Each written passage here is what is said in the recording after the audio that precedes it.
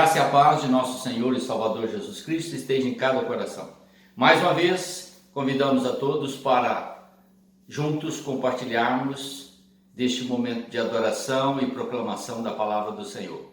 Você é nosso convidado, seja bem-vindo, reúna os seus familiares e vamos juntos sermos abençoados com a palavra do Senhor. Amém?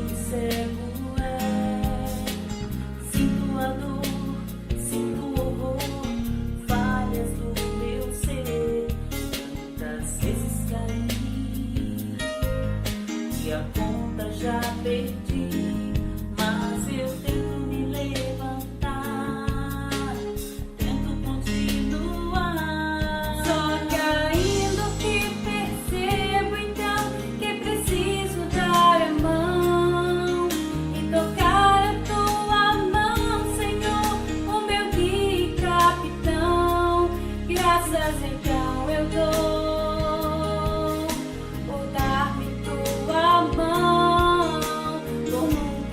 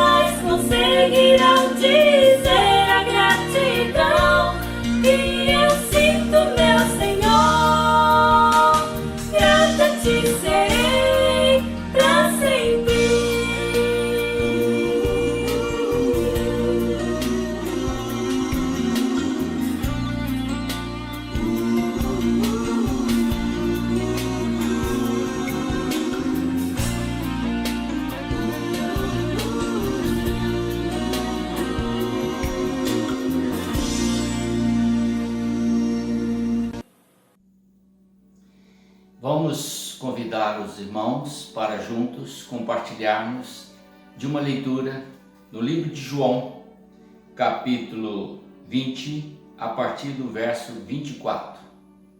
Ora, Tomé, um dos 12, chamado Dídimo, não estava com eles quando veio Jesus. Disseram-lhe então os outros discípulos: vimos o Senhor. Mas ele respondeu: se eu não vir nas suas mãos o sinal dos cravos, e ali não puser o dedo, e não puser a mão no seu lado, de modo algum acreditarei. Passado 8 dias, estavam outra vez ali reunidos os seus discípulos, e Tomé com eles. Estando as portas trancadas, veio Jesus, pôs no meio, e disse-lhes: paz seja convosco. E logo disse a Tomé: põe aqui o dedo e vê as minhas mãos. Chega também a mão e põe-na no meu lado. Não sejas incrédulo, mas crente. Respondeu-lhe Tomé: Senhor meu e Deus meu. Disse-lhe Jesus: por que me viste, crestes? Bem-aventurado os que não viram e creram. Meus queridos, nós estamos vivendo um momento difícil, muito difícil, podemos assim afirmar.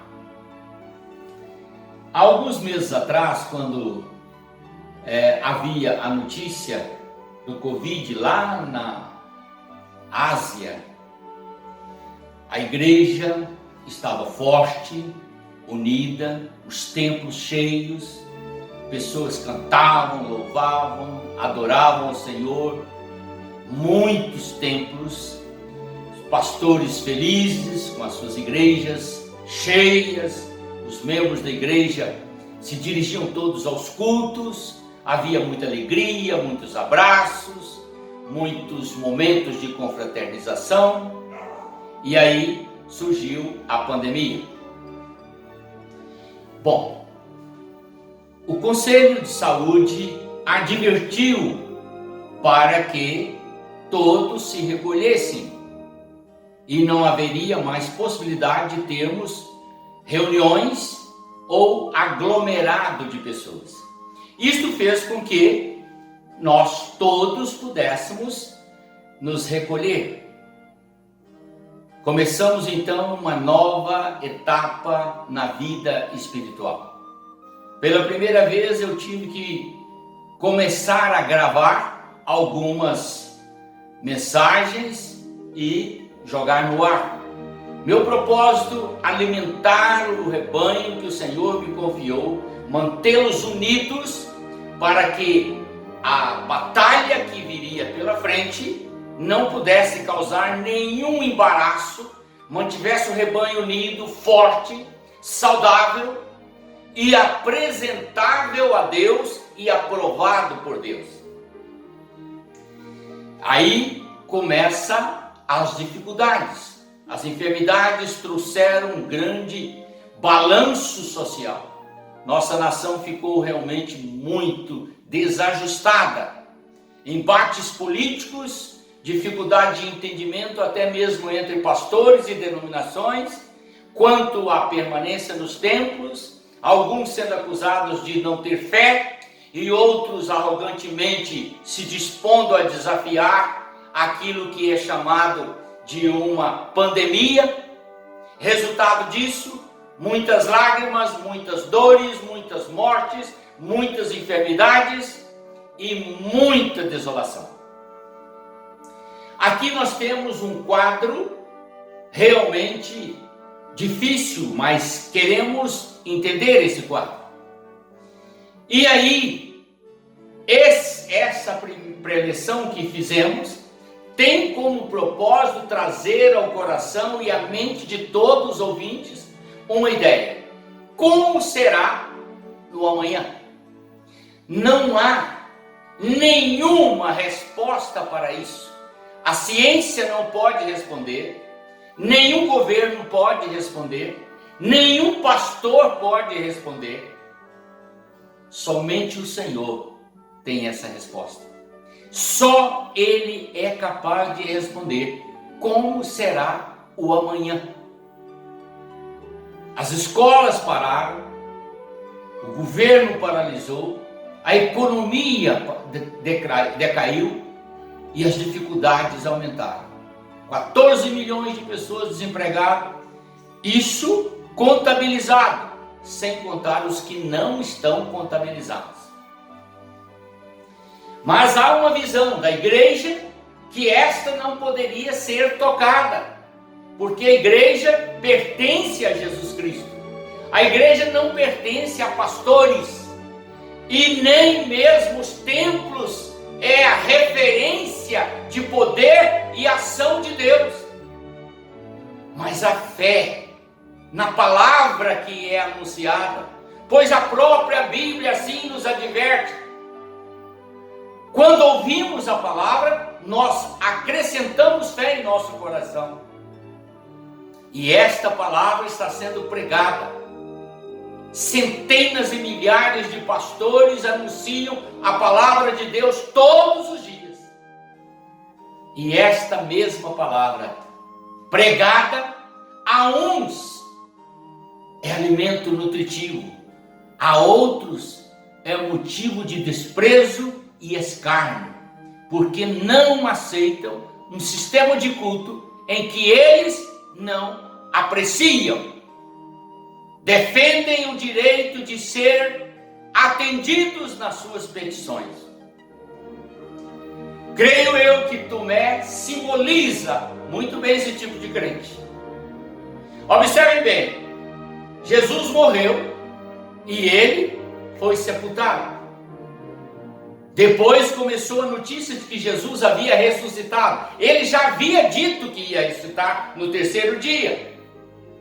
Tomé estava presente e ouviu ele dizer, mas ele não creu. Depois, quando os discípulos começaram a dizer, o Senhor esteve conosco, Tomé não estava na reunião. E ele disse, de maneira nenhuma acreditarei. Eu só vou acreditar que realmente ele esteve, se eu puder colocar o dedo na costela dele, aonde foi enfiada uma lança, ou nos cravos, aonde eles penetraram as suas mãos e os seus pés, ou talvez observar a coroa aonde, de espinho, onde entrou na sua cabeça. Se eu perceber realmente isso, aí eu acredito que é ele. Passaram-se 8 dias. Tomé não se encontrou com Jesus. Mas ele, que é Deus, que tudo vê e tudo sabe, estava ali, presente, pronto para dar uma lição que muitos crentes, neste presente momento, estão precisando receber. Muitos. Então Jesus aparece para os discípulos. E diz o texto no capítulo 20, verso 26. Passados 8 dias, estavam outra vez ali, reunidos os seus discípulos, e Tomé com eles. Estando as portas fechadas, veio Jesus, pôs-se no meio e disse, paz seja convosco. Jesus entrou sem ter uma porta aberta, nem janela. Ele entrou no local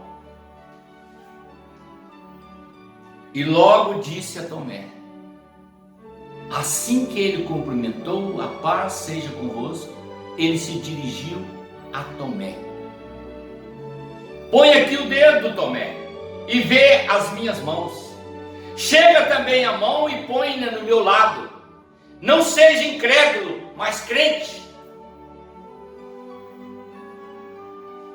Tomé envergonhado, triste pela sua incredulidade, pela sua rebeldia espiritual, pela sua revolta espiritual, por não dar crédito àquele que lhe ensinou por 3 anos, por não dar crédito àquele que esteve ao seu lado durante todo esse tempo. Agora envergonhado, curva-se diante do Senhor e diz: Senhor meu e Deus meu. Jesus disse-lhe: porque me viste, creste, Tomé. Mais bem-aventurados que não viram e creram. Esta palavra, queridos, serve para muitos crentes nesse tempo atual, porque só acreditam realmente na palavra se virem o líder ou estiver junto com ele. Como se a palavra de Deus fosse particularidade do homem. Não é. A palavra pertence ao Senhor. E ela vem do céu. E ela vem ao nosso coração. A palavra do Senhor Jesus Cristo foi que o corpo permaneça unido. Que ele não se dissolva, que ele não separe diante das adversidades, diante das lutas, mas que se una, porque esta é a vontade do Pai que está no céu. Que todos permaneçamos unidos no mesmo espírito, na mesma visão, porque Deus não é Deus de divisão, não é Deus de contenda, não é Deus de separação, mas é Deus de amor. Se nós não conseguimos confirmar um amor que professamos por 13 anos, 14 anos, 20 anos, 30 anos, de acordo com a igreja, se nos dispersamos por causa de uma adversidade, como podemos ser enquadrados na oração de Jesus, que disse: permaneçam unidos, assim como eu e o Pai somos um, sejam também um. Esta é uma palavra vinda do coração do Senhor. E aí é hora dos pastores, agora nos púlpitos das igrejas, pedir a Deus milagre. Senhor, opera um milagre na minha igreja, para que os membros não se dispersem, para que eles não abandonem o Evangelho, para que eles não vão atrás de lobos devoradores, para que eles não percam a convicção de sua própria profissão de fé, mas para que se mantenham firmes, autênticos na chamada que Deus lhe fez, na unidade do corpo, na visão do Senhor, para a glória de Deus. Eu creio que é hora de todo pastor estar pedindo milagre. Opera, Senhor, um milagre nesse rebanho que tu me confiaste, porque as palavras que eu lhes tenho falado não fazem efeito algum. E eu quero chamar vocês para a Bíblia agora, para verem alguma coisa. Nós temos 3 períodos na Bíblia, de Gênesis a Apocalipse, onde se operou milagres prodigiosos, extraordinários, milagres que realmente mexia com o povo de Deus. Esses milagres não foram operados porque o povo pedia, mas porque Deus tinha um propósito. E agora eu quero comunicar a vocês. A primeira grandeza manifestada por Deus em operações de milagres se tornou evidência no Egito. Quando Deus, após 430 anos de escravidão do povo de Israel no Egito, Deus mandou Moisés para libertá-los. Qual era o propósito de Deus na realização de todos aqueles milagres extraordinários? Fazer o povo crer que Ele, Deus, o Ser Supremo, era superior a todos os deuses que os egípcios cultuavam. A nação de Israel era escrava do Egito. Consequentemente, o Deus egípcio ou os deuses egípcios eram considerados perante a própria nação egípcia superior ao Deus que os israelitas serviam. Aí então, Deus se apresenta através de Moisés e diz: Moisés, eu vou libertar o meu povo. E Moisés falou: é impossível. Ele falou assim: eu vou libertar o meu povo, e vai e diga ao povo que eu sou o Deus único e verdadeiro.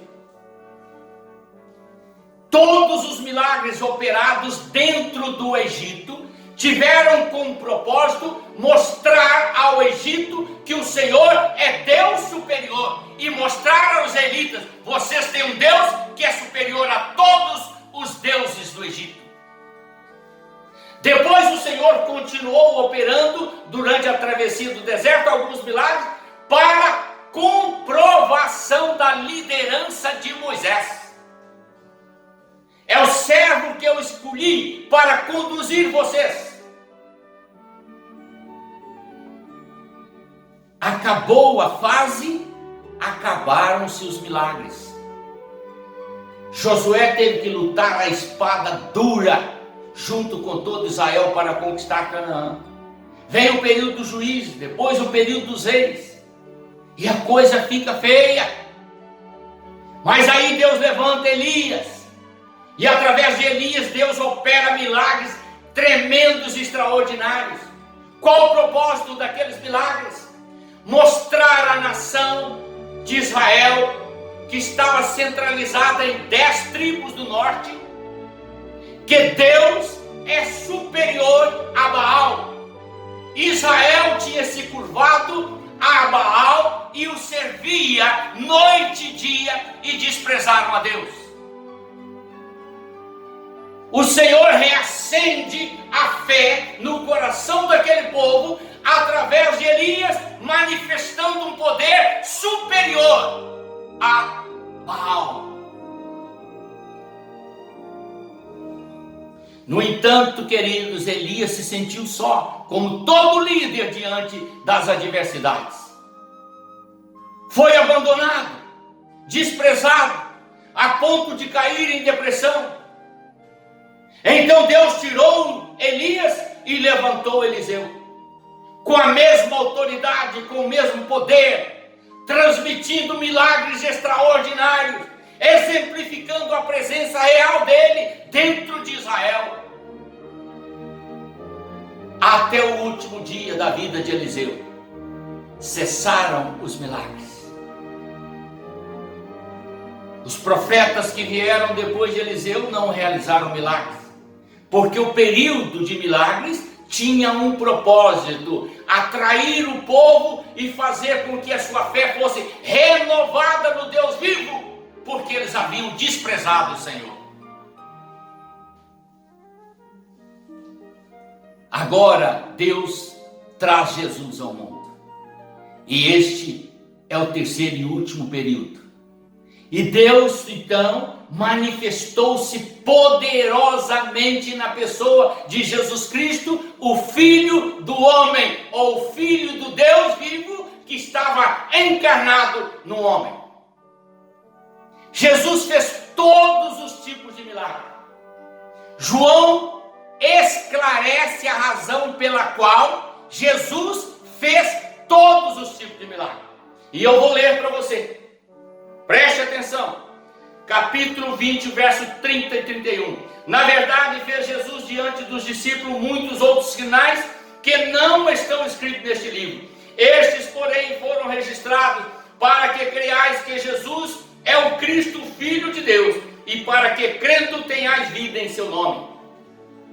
Esta é a razão pela qual Jesus fez todos os milagres, para que o nome dele fosse reconhecido como Salvador, como Filho de Deus, como Deus do impossível, como aquele capaz de fundar a igreja e mantê-la livre do inferno, como aquele que era capaz de unir um povo em amor e manter esse povo unido debaixo da tua graça e do seu poder. É esta visão que Jesus passa com os milagres que ele realizou. Posteriormente, Jesus então vai transmitir esse mesmo poder aos seus discípulos. Com que finalidade? Formar a igreja, estabilizar a raiz da igreja, fortalecer a unidade da igreja, permitir que a igreja verdadeiramente conscientizasse que mesmo Jesus não estando presente no meio deles, ele estava presente espiritualmente. Esta é a razão pela qual Jesus disse: bem-aventurado aqueles que não viram e creram.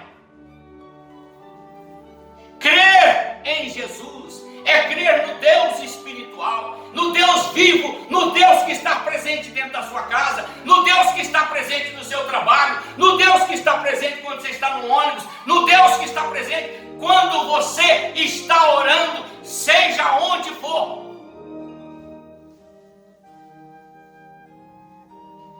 Há um monte de Tomés nesses dias atuais, achando que só são abençoados se estiverem dentro de um templo. Não é assim, meu querido. Você tem que se preparar para qualquer eventualidade. Se você for lançado numa prisão por causa do amor de Cristo e ficar 2, 3, 4, 5, 10 anos preso, você vai desanimar da fé? Vai descrer do Senhor porque você não pode entrar no templo? A sua fé está num templo ou está no Deus vivo e poderoso que te libertou da escravidão do pecado e te uniu a um corpo espiritual para que você viva a sua fé na presença de Deus?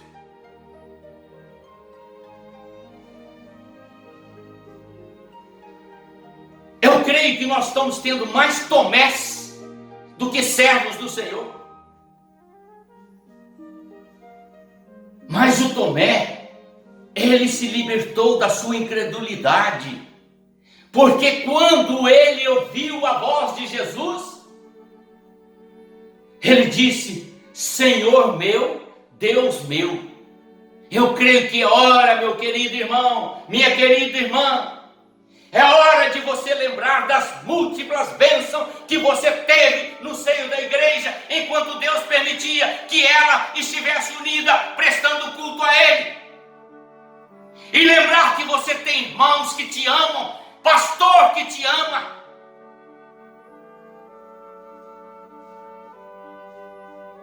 E mostrar esse amor com a sua fidelidade. Lembrando que ser fiel é permanecer nos princípios que levou você a constituir um corpo diante de Deus. Eu nunca preguei proselitismo, nunca fiz proselitismo. Eu creio no poder de Deus. Creio que o Senhor é Deus. E creio que o Senhor me pôs numa igreja para pastoreá-la. E creio que as ovelhas do Senhor permanecerão unidas em qualquer dificuldade, em qualquer circunstância, em qualquer adversidade. Nada abalará a fé deles e nem desfará a união maravilhosa que o Senhor manteve até o dia de hoje. Não será uma pandemia que vai destruir a igreja. Não será. Porque maior é o Deus que nós servimos do que a pandemia que atingiu o Brasil. Então eu quero confirmar a você esta palavra. Estes sinais foram feitos para que você creia que Jesus Cristo é o Filho de Deus. E para que, crendo nele, você tenha a vida eterna. A vida eterna não está em pastor, meu querido. A vida eterna não está em templo. A vida eterna está no fato de você reconhecer que Jesus Cristo é o Filho do Deus vivo. E que você pertence a um corpo chamado igreja, que foi por ele organizada para dar testemunho da fé, testemunho do amor, testemunho da união, testemunho da obediência, testemunho do respeito, testemunho da fidelidade. Porque triste coisa é sabermos que qualquer adversidade é motivo para um crente abandonar o corpo. É muito triste, é lamentável, mas fica aqui a mensagem de Deus para este momento. Deus espera de você conversão genuína, dedicação genuína, comprometimento genuíno, vida genuína, paz genuína, porque você não está servindo a homens, você está servindo a Jesus Cristo. Então honre a Ele e dignifique a Ele e pense: o corpo que você está filiado pertence a Jesus Cristo. Dê honra a Ele, dê honra a seus irmãos, dê honra ao seu pastor. Saiba que todos necessitam uns dos outros neste momento. Não deixe que o espírito de divisão, de desigualdade, de desunião, de divórcio penetre na sua casa, no seu lar, no seu coração. Mas volte-se para o Senhor, porque Ele tudo fez para que nós sejamos vencedores e não derrotados. Eu espero, com a graça de Deus, que você cresça e se torne fiel, obediente e dedicado para a honra e glória do nome do Senhor Jesus. Amém. Vamos orar. Pai eterno, em nome do Senhor Jesus, temos na Tua palavra, Senhor, revelações que muitas pessoas desconhecem.